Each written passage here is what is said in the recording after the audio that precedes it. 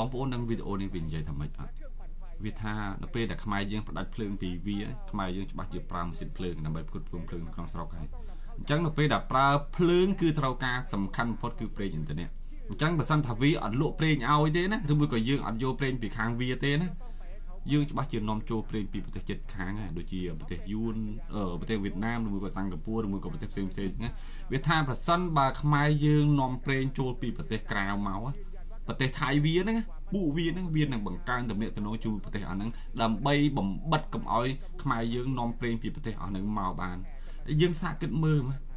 សំបីតាពាក្យថោកទាបចឹងក៏វាហ៊ានចេញជាសារព័ត៌មានចេញនិយាយជាសាធារណៈដែរអាក្រក់មែនណា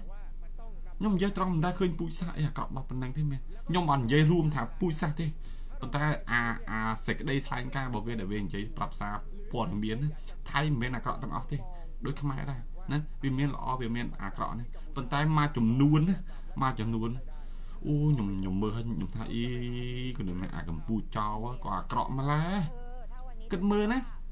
យើងអត់ទិញវាក្តៅកាហាយជាមួយយើងវាទៅរោប្រទេសណាដែលយើងទិញប្រេងមកហ្នឹងបិទមិនឲ្យលក់ឲ្យយើង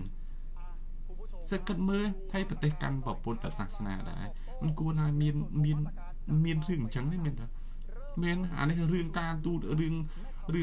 បញ្ហាព្រំដែនរឿងផ្ទៃក្នុងរឿងអីធំដុំណាប៉ុន្តែវាអត់គួរមែនខ្ញុំនិយាយត្រង់មកមែនខ្មែរយើងទៅបីថា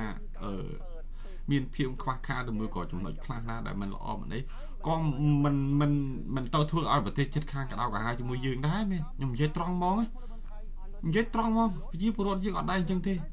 ប៉ុន្តែអានេះទាំងប្រជាពលរដ្ឋទាំងថ្នាក់ដឹកនាំទាំងយោធាទាំងអីដូចជា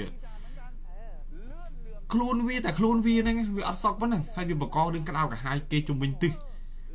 សំជេរម៉ាត់ចឹងគេបាញ់